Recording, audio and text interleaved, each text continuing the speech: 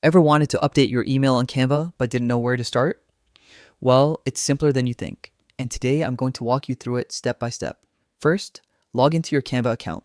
Once you're in, head over to your account settings. This is where all your personal info and preferences live.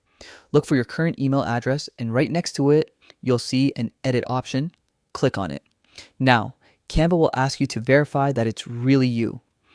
A verification code will be sent to your current email. Check your inbox, grab the code, and enter it exactly as it appears.